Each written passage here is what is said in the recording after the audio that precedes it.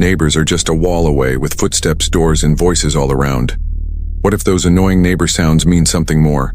That wall is no shield. Tonight, 3 amazing neighbor stories will totally change how you see your own. Story 1, The Tenant Upstairs. My name is Alex, and I moved into my first apartment when I was 24.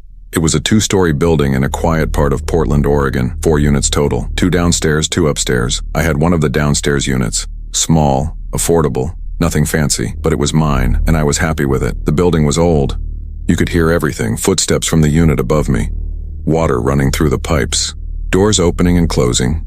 I got used to it pretty quickly. My upstairs neighbor was a guy named Eric. I'd seen him a few times in passing. Tall, maybe in his late 30s, always wore a hoodie. He kept to himself. We'd exchanged a polite nod here and there, but we never really talked. For the first month, everything was fine. I worked a 9-to-5 job, came home tired, watched TV, and then went to bed.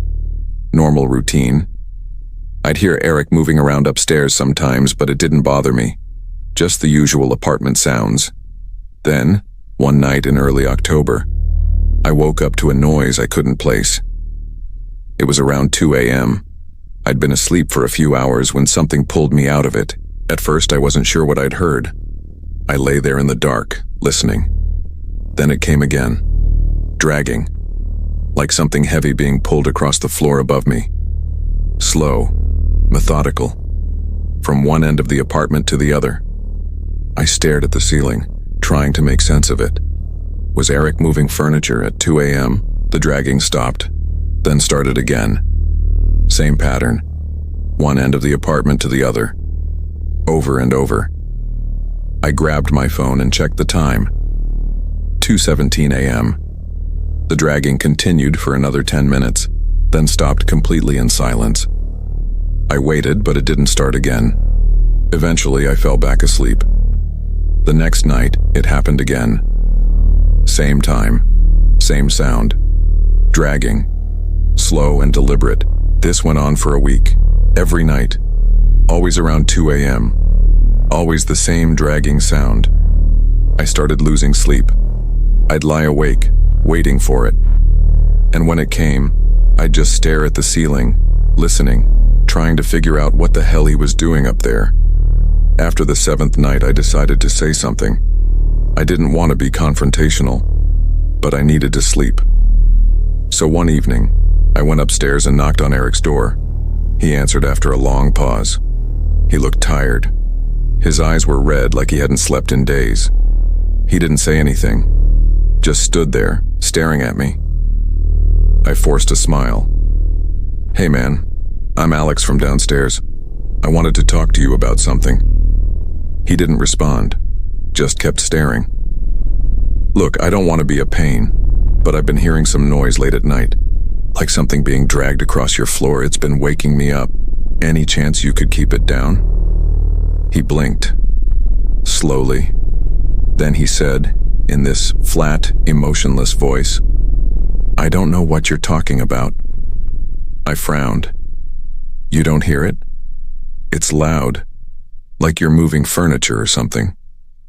"I'm not moving anything." There was something off about the way he said it.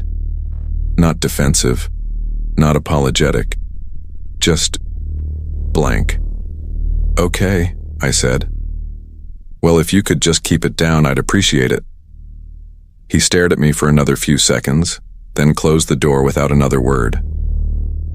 That night, the dragging started again.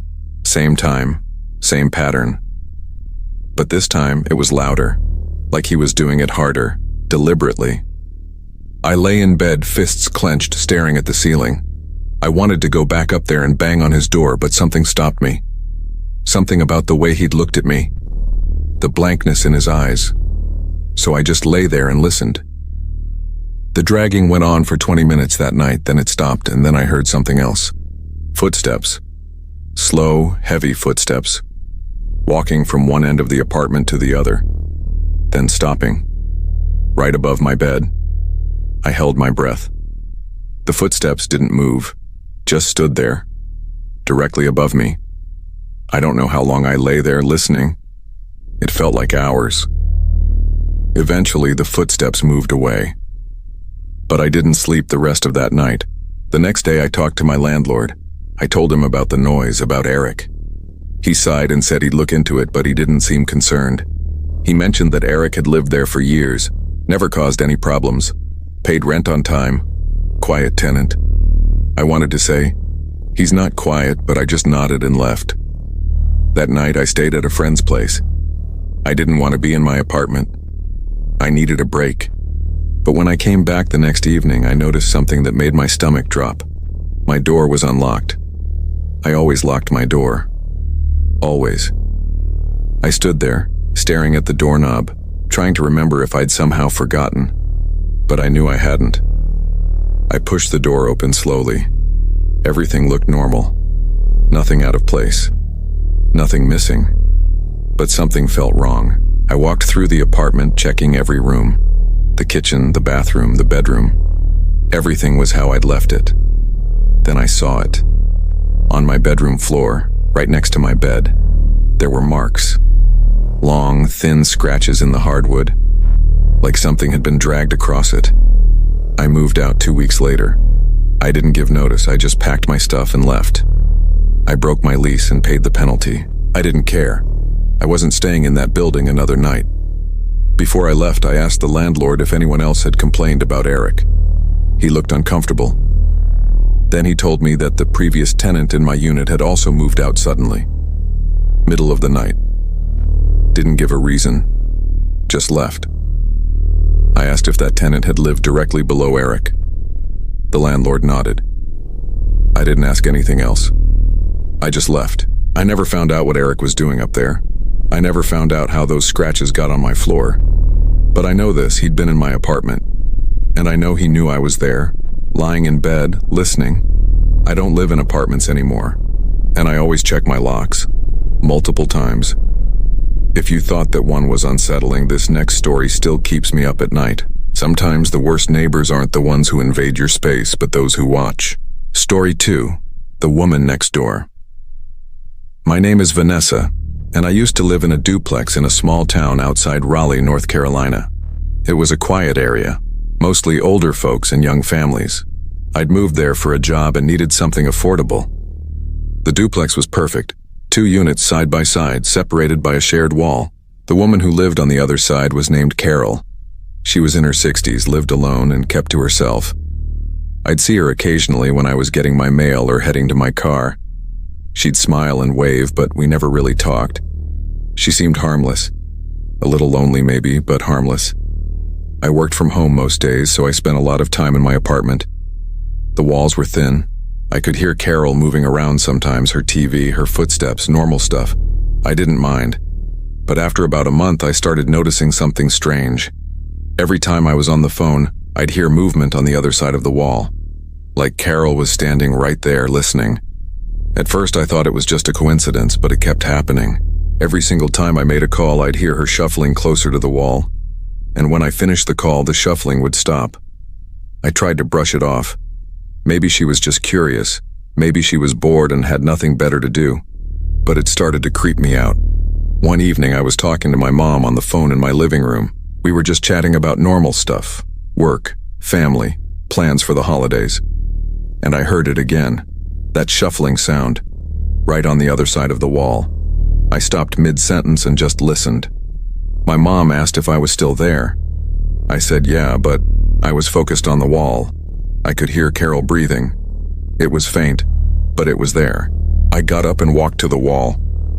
I stood there holding my phone, staring at the drywall. I knocked once. Lightly. The breathing stopped. Dead silence. I backed away from the wall and finished my conversation with my mom. But the whole time, I felt like someone was listening. A few days later, I ran into Carol outside. She was watering her plants. I waved at her and she smiled back. I decided to mention it casually. "Hey Carol, I think our walls are really thin. I can hear you sometimes." She tilted her head. "Oh? Yeah. I just wanted to let you know. I don't want to disturb you with my calls or anything." She kept smiling. "I don't hear much, but it's nice knowing you're there." Something about the way she said it made my skin crawl. "It's nice knowing you're there." I laughed it off and went inside. But that night, I tested something. I pretended to make a phone call. I didn't actually dial anyone. I just held my phone to my ear and started talking to no one.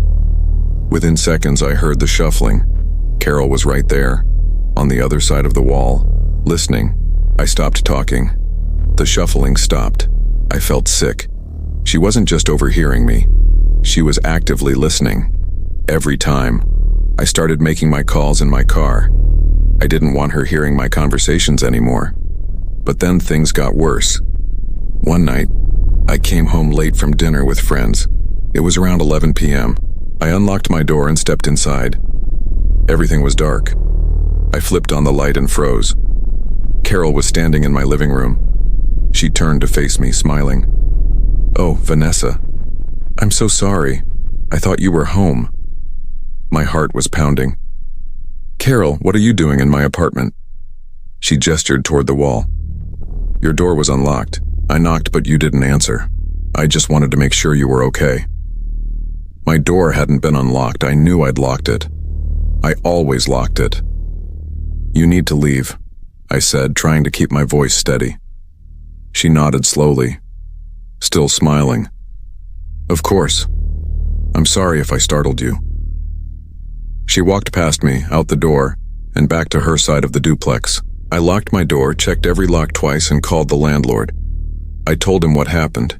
He said he'd talk to her, but when he did, she denied everything. Said she'd never been in my apartment. Said I must have been confused. But I wasn't confused.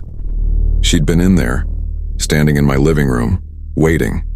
I started looking for a new place the next day. I didn't feel safe there anymore. Every night I'd lie in bed staring at the wall, wondering if she was standing on the other side. Listening. Watching. A week later, I found a new apartment and gave my 30-day notice. But during those last 30 days, things got stranger. I'd come home and find things slightly out of place. A chair moved, a drawer left open, nothing major, but enough to notice. And every night I'd hear her, right there on the other side of the wall, breathing, listening. On my last night in that duplex, I was packing boxes in my bedroom. It was late, around midnight, and I heard something that made me stop cold. A voice. Carol's voice, coming from the other side of the wall. She was talking to someone, or pretending to. I couldn't make out the words, but the tone was clear. She was mimicking me, my voice, my inflections. Like she'd been listening so long, she'd learned how to sound like me. I didn't sleep that night. I just sat on my couch with the lights on, waiting for morning. When the movers came the next day, I left without saying goodbye to Carol. I didn't even look at her side of the duplex. I just got in my car and drove away. I never found out why she did what she did, but I know she was obsessed. And I know if I'd stayed any longer, it would have gotten worse. I don't live in duplexes anymore, and I always check my locks, always. You think Vanessa had it bad? Wait till you hear about these crazy neighbors. Story 3, The Apartment Below. My name is Jordan, and this happened to me about 2 years ago. I was living in a third-floor apartment in downtown Seattle. It was a small building, maybe 6 units total. The apartment below mine, directly below, was rented by a man I'd never met. I'd seen him a few times in the hallway. Middle-aged, always wore the same gray jacket. He never made eye contact, never said hello, just kept his head down and walked past. I didn't think much of it. Some people are just private. My apartment was pretty quiet. I worked long hours, so I wasn't home much during the day. When I was home, I'd hear the usual sounds. Someone's TV, water running, footsteps, normal apartment stuff. But one night I started hearing something that didn't fit. It was around 1 a.m. I was lying in bed trying to fall asleep when I heard it. A voice, coming from below. It was faint, but I could hear it clearly. A man's voice, talking. At first, I thought he was on the phone. But the more I listened, the more I realized something was off. He wasn't pausing. He was just talking, continuously, like he was having a conversation, but there was no one responding. I tried to ignore it. Maybe he was on a long phone call, or maybe he was talking to himself. People do that. It's not that weird. but it happened every night. Same time, same voice, always talking, never stopping. After a week, I started paying closer attention. I'd lie in bed listening, trying to make out the words, but I couldn't. It was just a low, constant murmur, like someone reciting something. One night, I couldn't take it anymore. I got out of bed, grabbed my phone, and started recording. I wanted proof that I wasn't imagining it. I held the phone toward the floor and recorded for about 5 minutes. When I played it back, I could hear it clearly. A man's voice. Talking. No pauses. No breaks. Just talking. But here's the thing that made my blood run cold. When I listened closely, I realized what he was saying. He was describing my apartment. The couch is against the west wall. There's a small table next to it. The bedroom door is on the right. The bed is centered under the window. I sat there, staring at my phone, my hands shaking. How did he know that? How did he know the layout of my apartment? I went to my window and looked down. His apartment was directly below mine. The layout would be identical. Maybe he was just describing his own apartment and it sounded like mine because they were the same. But then he said something that made me feel sick. The lamp on the nightstand, the blue one, it's always on at night. I looked at my nightstand. There was a blue lamp. I always left it on when I slept. He couldn't see my lamp. His apartment was below mine. There were no windows facing up. No way for him to see inside, unless he'd been in here. I checked my locks. Front door, locked. Windows, locked. Everything was secure, but I couldn't shake the feeling that he'd been inside my apartment somehow, that he knew things he shouldn't know. The next night I didn't turn on the lamp. I wanted to see if he'd notice, if he'd say anything different. At 1 a.m., the talking started. I lay in the dark, listening. The lamp is off tonight. That's unusual. I sat up in bed, my heart pounding. He knew. He knew the lamp was off. But how? I got up and searched every inch of my apartment. I looked for cameras, hidden devices, anything that would explain how he knew, but I found nothing. The talking continued. Every night, always describing my apartment, my routines, what I was wearing, what I was doing. She's in the kitchen now, making coffee. She always uses the same mug, the white one with the chip on the handle. He was right, I was in the kitchen, I was making coffee, and I was using that exact mug. I called the police, I told them everything. They came and checked my apartment, checked his apartment. They found nothing, no cameras, no evidence of anything. The man denied everything, said he didn't know what I was talking about. But I knew what I'd heard, and I knew he was watching me somehow. I moved out 3 weeks later. I couldn't stay there. I couldn't sleep. I couldn't feel safe.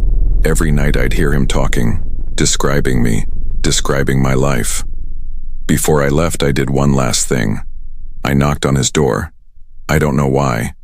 Maybe I wanted answers. Maybe I just wanted to see his face one more time. He opened the door, looked at me. Didn't say anything. I asked him, "How do you know?" He stared at me for a long moment. Then he smiled. Not a friendly smile. Something else. "I don't know what you're talking about." I left that building and never went back. I never figured out how he knew. But I know he did. And I know that if I'd stayed, it would have gotten worse. I don't live in apartments anymore. And I always check for cameras. Always. 3 stories, 3 neighbors, 3 people who learned that the walls between us don't always keep us safe. Check out my latest video on 3 crazy apartment horror stories. Don't miss it. Don't miss out. Subscribe for more awesome true stories. Next time you hear weird noises, maybe don't check who's making them. Stay safe out there.